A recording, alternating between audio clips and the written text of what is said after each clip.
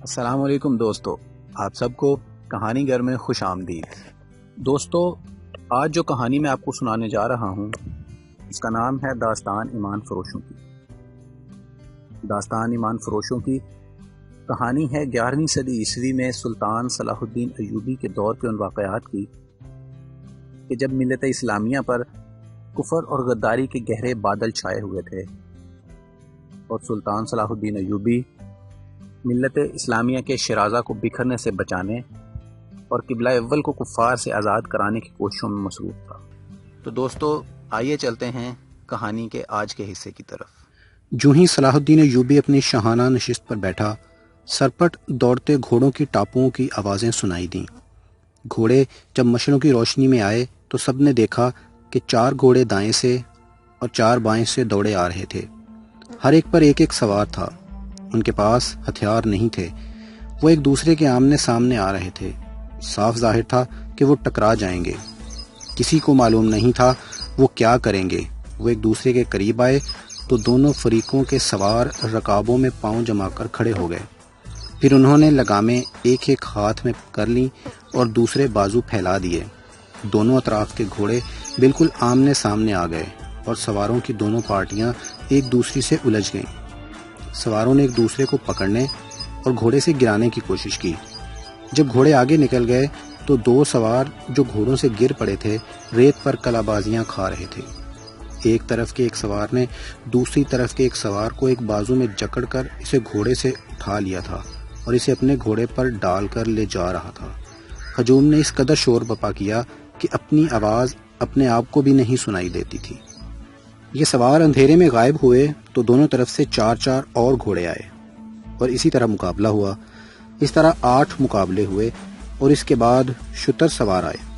پھر گھوڑا سواروں اور شتر سواروں نے سواری کے متعدد کرتب دکھائے۔ اس کے بعد تیگ زنی اور بغیر ہتھیاروں کے لڑائی کے مظاہرے ہوئے جن میں کئی ایک سپاہی زخمی ہو گئے۔ صلاح الدین ایوبی شجاعت اور بے خوفی کے ان مظاہروں اور مقابلوں میں جذب ہو کے رہ گیا تھا۔ اسے ایسی ہی بہادر فوج کی ضرورت تھی۔ اس نے علی بن سفیان کے کان میں کہا، اگر اس فوج میں اسلامی جذبہ بھی ہو تو میں صرف اسی فوج سے صلیبیوں کو گھٹنوں بٹھا سکتا ہوں۔ علی بن سفیان نے وہی مشورہ دیا جو وہ پہلے بھی دے چکا تھا۔ اس نے کہا، اگر ناجی سے کمان لے لی جائے تو جذبہ بھی پیدا ہو جائے گا، مگر صلاح الدین ناجی جیسے ذہین اور تجربہ کار سالار کو سبک دوش کرنے کی بجائے سدھار کر راہ حق پر لانا چاہتا تھا۔ وہ اس جشن میں اپنی آنکھوں سے یہی دیکھنے آیا تھا کہ یہ فوج کردار کے لحاظ سے کیسی ہے۔ اسے ناجی کی اس درخواست سے ہی مایوسی ہو گئی تھی کہ اس کے سپاہی اور کماندار شراب پینا چاہتے ہیں اور ناچ گانا بھی ہوگا۔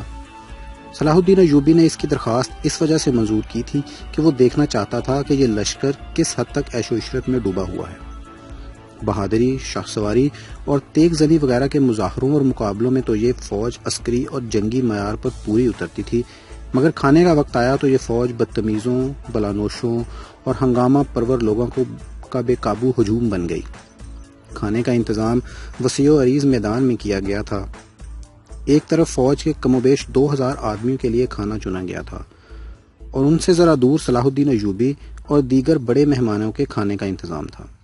سینکڑوں سالم دمبے اور بکرے، اونٹوں کی سالم رانیں اور ہزاروں مرغ روسٹ کیے گئے تھے۔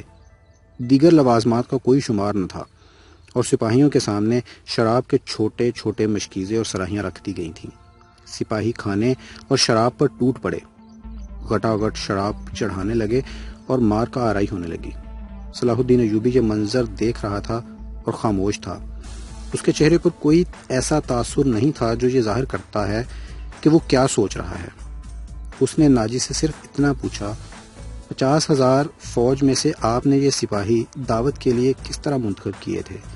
کیا یہ آپ کے بدترین سپاہی ہیں؟ نہیں امیر مصر، ناجی نے غلامانہ لہجے میں جواب دیا، یہ 2000 عسکری میرے بہترین آدمی ہیں۔ آپ نے ان کے مظاہرے دیکھے ہیں، ان کی بہادری دیکھی ہے۔ میدان جنگ میں یہ جس جام بازی کا مظاہرہ کریں گے وہ آپ کو حیران کر دے گا۔ آپ ان کی بدتمیزی کو نہ دیکھیں یا آپ کے اشارے پر جانیں قربان کر دیں گے۔ میں انہیں کبھی کبھی کھلی چھٹی دے دیا کرتا ہوں تاکہ مرنے سے پہلے دنیائے رنگ و بو سے پورا لطف اٹھا لیں۔ صلاح الدین ایوبی نے اس استدلال کے جواب میں کچھ بھی نہ کہا۔ ناجی جب دوسرے مہمانوں کی طرف متوجہ ہوا تو صلاح الدین ایوبی نے علی بن سفیان سے کہا، میں جو دیکھنا چاہتا تھا وہ دیکھ لیا ہے۔ یہ سوڈانی عسکری شراب اور ہنگامہ آرائی کے عادی ہیں۔ تم کہتے ہو کہ ان میں جذبہ نہیں، میں دیکھ رہا ہوں کہ ان میں کردار بھی نہیں۔ اس فوج کو اگر تم میدان جنگ میں لے گئے تو یہ لڑنے کی بجائے اپنی جان بچانے کی فکر کرے گی اور مال غنیمت لوٹے گی اور مفتوح کی عورتوں کے ساتھ وحشیانہ سلوک کرے گی۔ اس کا علاج یہ ہے، علی بن سفیان نے کہا، کہ آپ نے مختلف خطوں سے جو فوج تیار کی ہے، انہیں ناجی کے اس 50,000 سوڈانی لشکر میں غم کر دیا جائے۔ برے سپاہی اچھے سپاہیوں کے ساتھ مل جل کر اپنی عادتیں بدل دیا کرتے ہیں۔ صلاح الدین ایوبی مسکرایا اور علی سے کہا، تم یقیناً میرے دل کا راز جانتے ہو۔ میرا منصوبہ یہی ہے جو میں ابھی تمہیں نہیں بتانا چاہتا تھا، کسی سے اس کا ذکر نہ کرنا۔ علی بن سفیان میں یہی وصف تھا کہ دوسروں کے دلوں کے راز جان لیتا تھا اور غیر معمولی طور پر ذہین تھا۔ وہ کچھ اور کہنے ہی لگا تھا کہ اس کے سامنے کئی اور مشعلیں روشن ہو گئیں۔ زمین پر بیش قیمت قالین بچھے ہوئے تھے۔ شہنائی اور سارنگ کا ایسا میٹھا اور پرسوز نغمہ ابھرا کہ مہمانوں پر سناٹا طاری ہو گیا۔ ایک طرف سے ناچنے والیوں کی قطار نمودار ہوئی۔ 20 لڑکیاں ایسے باریک اور نفیس لباس میں ملبوس چلی آ رہی تھیں جس میں ان کے جسموں کا انگ انگ نظر آ رہا تھا۔ ہر ایک کا لباس نہایت باریک چوگا سا تھا جو شانوں سے ٹخنوں تک لمبا تھا۔ ان کے بال کھلے ہوئے تھے اور اسی ریشم کا حصہ نظر آ رہے تھے جس کا انہوں نے لباس پہن رکھا تھا۔ صحرا کی ہلکی ہلکی ہوا سے اور لڑکیوں کی چال سے یہ ڈھیلا لباس ہلتا تھا تو یوں لگتا تھا جیسے پھولدار پودوں کی ڈالیاں فضا میں تیرتی آ رہی ہوں۔ ہر ایک کے لباس کا رنگ جدا تھا، ہر ایک کی شکل و صورت ایک دوسری سے مختلف تھی، لیکن حسن اور جسم کی لچک میں سب ایک جیسی تھی۔ ان کے مرمری بازو عریاں تھے، وہ چلتی آ رہی تھیں لیکن قدم اٹھتے نظر نہیں آتے تھے، وہ ہوا کی لہروں کی مانند آ رہی تھیں۔ وہ نیم دائرے میں ہو کر رک گئی، صلاح الدین ایوبی کی طرف منہ کر کے تعظیم کے لیے جھکیں۔ سب کے بال سرک کر شانوں پر آ گئے۔ سازندوں نے ان ریشمی بالوں اور جسموں کے جادو میں طلسم پیدا کر دیا۔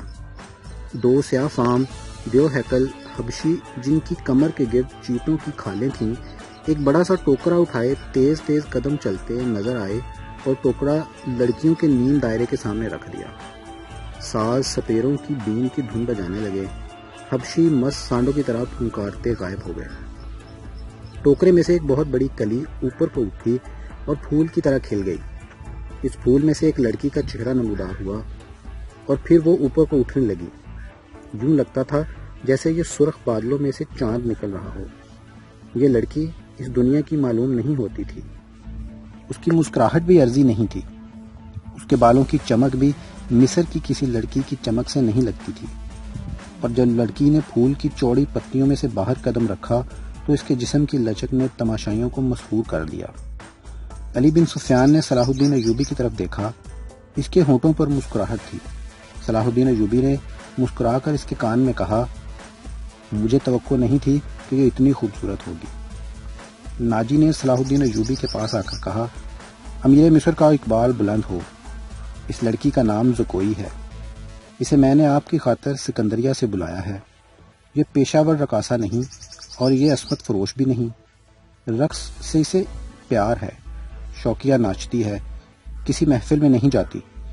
میں اس کے باپ کو جانتا ہوں، ساحل پر مچھلیوں کا کاروبار کرتا ہے۔ یہ لڑکی آپ کی عقیدت مند ہے، آپ کو پیغمبر مانتی ہے۔ میں اتفاق سے اس کے گھر اس کے باپ سے ملنے گیا تو اس لڑکی نے استدعا کی، سنا ہے صلاح الدین ایوبی امیر مصر بن کر آئے ہیں، خدا کے نام پر مجھے اس سے ملوا دو۔ میرے پاس اپنی جان اور رقص کے سوا کچھ بھی نہیں جو میں اس عظیم ہستی کے قدموں میں پیش کروں۔ قابل صد احترام امیر، میں نے آپ سے رقص و سرور کی اجازت اسی لیے مانگی تھی کہ اس لڑکی کو میں آپ کے حضور پیش کرنا چاہتا تھا۔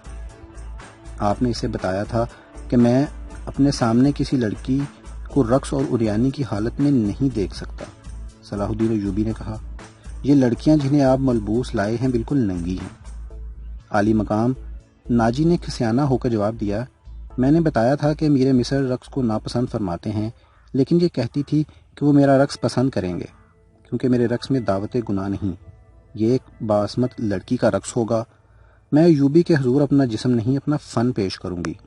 اگر میں مرد ہوتی تو ایوبی کی جان کی حفاظت کے لیے اس کے محافظ دستے میں شامل ہو جاتی۔ آپ کیا کہنا چاہتے ہیں؟ صلاح الدین ایوبی نے پوچھا۔ اس لڑکی کو اپنے پاس بلا کر اسے خراج تحسین پیش کروں کہ تم اپنے جسم کو ہزاروں مردوں کے سامنے اریاں کر کے بہت اچھا ناچتی ہو؟ اسے اس پر شاباش کہوں کہ اس نے مردوں کے جنسی جذبات بھڑکانے میں خوب مہارت حاصل کی ہے؟ نہیں امیر مصر، ناجی نے کہا، میں اسے اس وعدے پر یہاں لایا ہوں کہ آپ اسے شرف بایابی بخشیں گے۔ یہ بڑی دور سے اسی امید پر آئی ہے، ذرا دیکھیے اسے، اس کے رقص میں پیشہ ورانہ تاثر نہیں، خود سپردگی نہیں ہے۔ دیکھیے وہ آپ کو کیسی نظروں سے دیکھ رہی ہے۔ بے شک عبادت صرف اللہ کی جاتی ہے، لیکن یہ رقص کی اداؤں سے، عقیدت سے، مخمور نگاہوں سے آپ کی عبادت کر رہی ہے۔ آپ اسے اپنے خیمے میں آنے کی اجازت دے دیں، تھوڑی سی دیر کے لیے۔ اسے مستقبل کی وہ ماں سمجھیں جس کی کوکھ سے اسلام کی پاسبانی کے لیے جاں باز جنم لیں گے۔ یہ اپنے بچوں کو بڑے فخر سے بتایا کرے گی کہ میں نے صلاح الدین ایوبی سے تنہائی میں باتیں کرنے کا شرف حاصل کیا تھا۔ ناجی نے نہایت پر اثر الفاظ اور جذباتی لب و لہجے میں صلاح الدین ایوبی سے منوا لیا کہ یہ لڑکی جسے اس نے ایک بردہ فروش سے خریدا تھا، شریف باپ کی بیٹی ہے۔